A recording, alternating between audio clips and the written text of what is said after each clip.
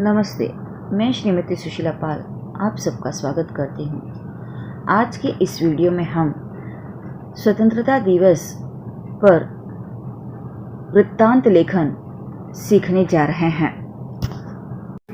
वृत्तांत लेखन आरंभ करने से पूर्व वृत्तांत लिखते समय जिन बातों का ध्यान रखना होता है, इस संदर्भ में मैं आप लोगों को एक बार पुनः अत्यंत संक्षिप्त में बता देना चाहती हूँ। हालांकि वृत्तांत लेखन से संबंधित अनेक वीडियो और उसके नियम से संबंधित एक वीडियो भी मैंने बना रखा है, यदि आप चाहें तो उसे देख सकते हैं। वैसे वृत्तांत लिखते समय हमें सबसे पहले दिए गए विषय को भलीभांति समझ लेना चाहिए। उसके पश्चात उसकी कच्ची रूपरेखा तैयार कर लेनी चाहिए और फिर घटनाक्रम के अनुसार अपना वृत्तांत हमें लिखना चाहिए। वृत्तांत लिखते समय हमें केवल महत्वपूर्ण बातों का ही समावेश करना चाहिए और अतिरिक्त विस्तार नहीं करना चाहिए। साथ ही घटनाओं का वर्णन करते समय हमें यह ध्यान रखना चाहिए कि उसमें तारतम्यता और एकसूत्रता बनी रहे। वृत्तांत लेखन में दिनांक, समय, स्थान, व्यक्ति विशेष आदि का स्पष्ट उल्लेख किया जाना चाहिए। वृत्तांत में घटना का वर्णन बहुत ही सुंदर और सजीव तरीके से करना चाहिए।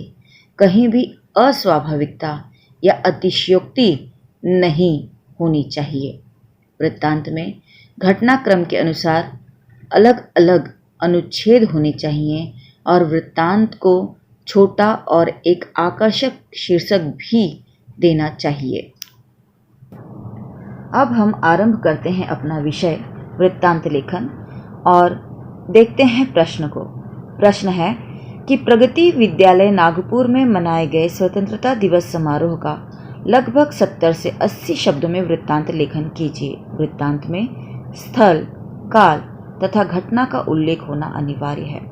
हमें हमेशा यह याद रखना है कि वृत्तांत लेखन लिखते समय घटना, स्थल और काल का उल्लेख अवश्य करना है।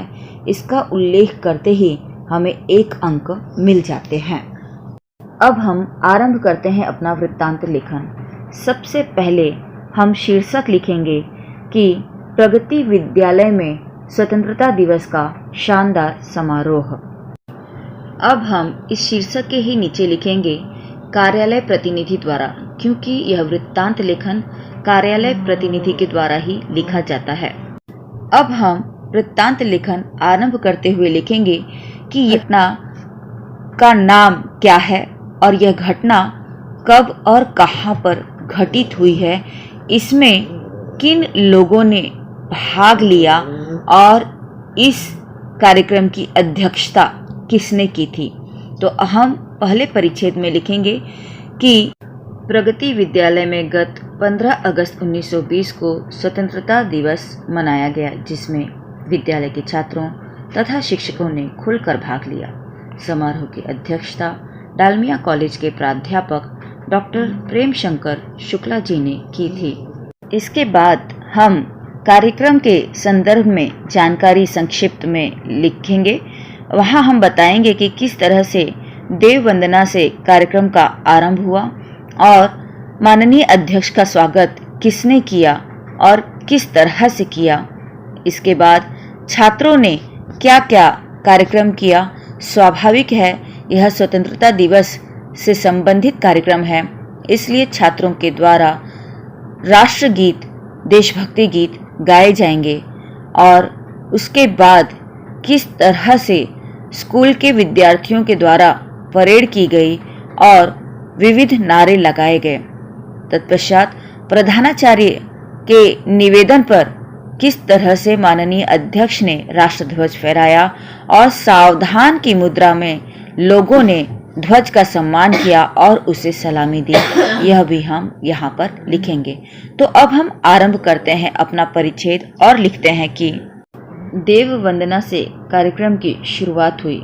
विद्यालय के निरीक्षक श्री विनोद सिंह जी ने माननीय अध्यक्ष का स्वागत किया और उनका संक्षिप्त परिचय दिया। इसके बाद छात्रों ने झंडा ऊंचा रहे हमारा और सारे जहां से अच्छा हिंदुस्तां हमारा, यह 2 गीत गाए।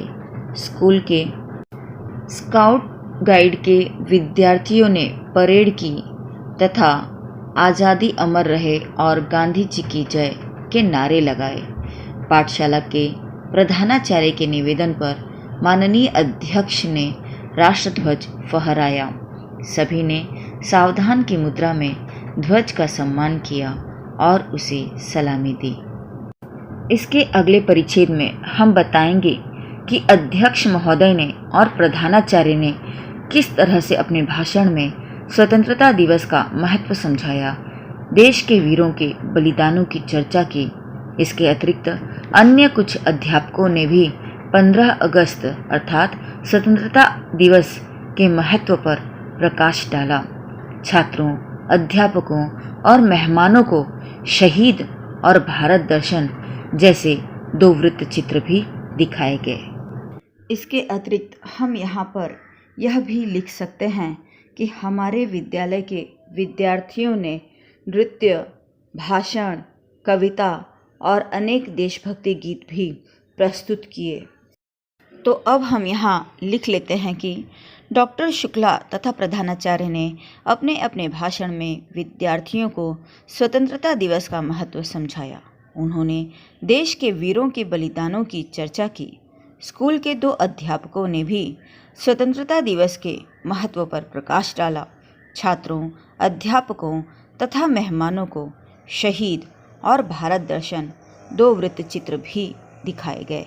इसके अतिरिक्त हमारे विद्यालय के कुछ विद्यार्थियों ने नृत्य, गीत और भाषण और अनेक देशभक्ति से संबंधित कविताएं भी प्रस्तुत की। तत्पश्चात हम बताएंगे कि किस तरह से अध्यक्ष महोदय ने विद्यालय की विभिन्न स्पर्धाओं में विजयी हुए छात्रों को इनाम बांटे, विद्यार्थियों को मिठाइयाँ बांटी गईं। पाठशाला के अध्यापक श्री नरेंद्र सिंह जी ने अध्यक्ष के प्रति आभार प्रकट किया और कार्यक्रम का अंत आनंदपूर्वक हुआ। तो हम लिख लेते हैं अब कि इसके बाद समारोह के अध्यक्ष डॉक्टर शुक्ला ने विद्यालय की विभिन्न स्पर्धाओं में विजयी हुए छात्रों को इनाम बांटा, विद्यार्थियों को मिठाइयाँ बांटी। पाठशाला के अध्यापक श्री नरेंद्र सिंह ने अध्यक्ष के प्रति आभार प्रकट किया। अंत में राष्ट्रगीत के बाद स्वतंत्रता दिवस का समारोह आनंद के साथ समाप्त हुआ।